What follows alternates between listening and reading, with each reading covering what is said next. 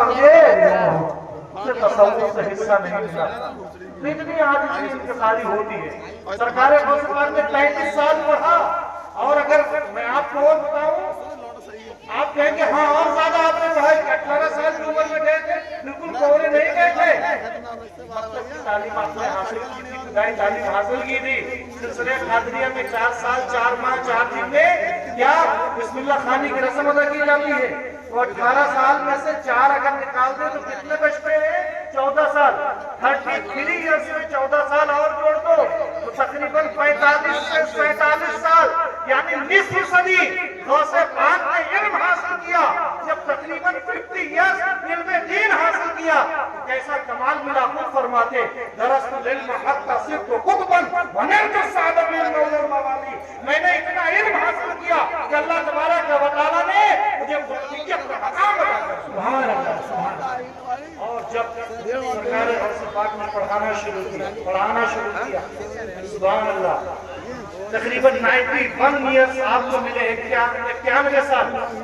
تو 50 ایئرس میں آپ نے پڑھائی کی, 40 ایئرس آپ فیض کا دریا لٹاتے رہے, فیض کا دریا. اور جتنے شاگرد آپ نے پیدا کیے سالوں میں تقسیم کیا گیا. تو علماء نے لکھا, ریسرچرز نے لکھا کہ غوث پاک کے شاگرد ہر سال 3000 آپ کے مدرسے سے فارغ التحصیل ہو کر کے نکلا کرتے. سبحان اللہ, سبحان اللہ. تو اگر 30 سال ہے آپ کو, 30 سال آپ نے پڑھایا اور 3000 پر ایئر پر اینم, تقریباً 90,000 لوگوں کو آپ نے عالم, فاضل, محدث, مفسر اور محقق بنا کر کے اپنے مدرسے سے فارغ التحصیل کر.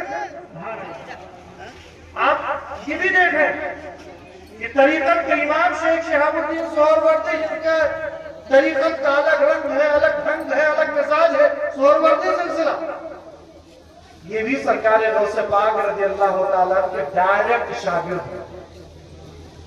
تو اتنا فیض, ویسے تو ولایت کا فیض جسے بھی ملے گا غوث پاک کی چوکھٹ سے ملے گا.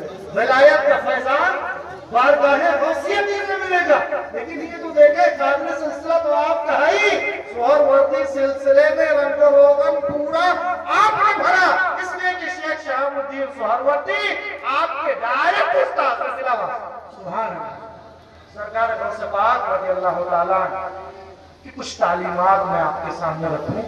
سرکار غوث پاک فرماتے سب سے پہلے خلق سے علم حاصل کرو. کن سے؟ مخلوق سے علم حاصل کرو. مخلوق سے علم حاصل کرو گے تو حکمت آپ کو ملے گی, دانائی ملے گی, علم ملے گا. اسے علم حکمت کہتے ہیں. جب مخلوق سے تعلیم حاصل کر لو پھر خالق سے تعلیم حاصل کرو. جب خالق سے تعلیم حاصل کرو گے پھر جو علم حاصل ہوگا اس علم کو علم لدنی کہتے ہیں. امام غزالی رحمت اللہ تعالیٰ علیہ کی آپ تحریر پڑھیے. آپ کہتے ہیں بچہ جب پیدا ہوتا ہے سب سے پہلے چھونے کی سکت آتی ہے, پھر دیکھنے کی طاقت آتی ہے, پھر سننے کی طاقت آتی ہے, پھر اور ذائقے کی طاقت آتی ہے. اس کے بعد جب حواس 5 سینسز آف سائنس کمپلیٹ کر لیتا ہے انسان, پھر اللہ تبارک و تعالیٰ عقل کی دولت دیتا ہے. لیکن عقل سے اوپر بھی کوئی چیز ہے جسے حس کہتے ہیں, جسے حس کہتے ہیں. ایک چھٹی حس ہوتی ہے.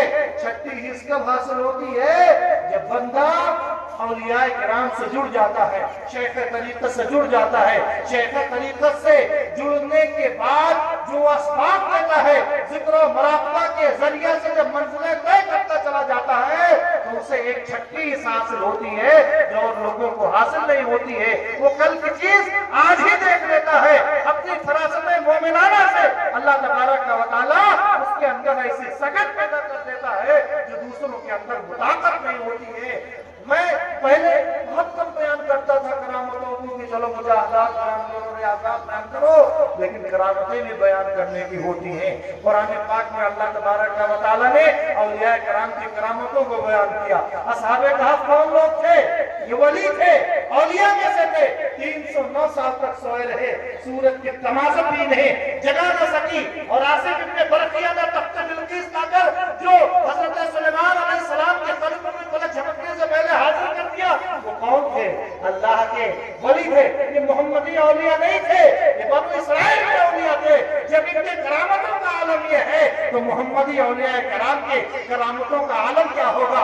امام لالکائی کی کتاب ہے کرامات الاولیاء، اس میں ایک بہت آتھنٹک واقعہ دیا ہوا ہے کہ حضرت ابو موسیٰ اشعری رحمت اللہ علیہ بصرہ کے گورنر ہیں، بصرہ کے ایک محلے میں آگ لگ گئی۔ پہلے مکان پھس کے ہوا کرتے تھے، گھاس پھوس کے لوگ بنایا کرتے تھے، ایک محلے میں اگر آگ لگی تو سمجھ لو مسئلہ حاضر ہے، پورا محلہ صاف ہو جاتا تھا۔ آگ لگی پورا محلہ صاف ہو گیا، مگر ایک بوڑھے کی کٹیا ہے جس کا ایک تنکا بھی نہیں جلا ہے۔ سارے لوگ حیران پریشان ہیں۔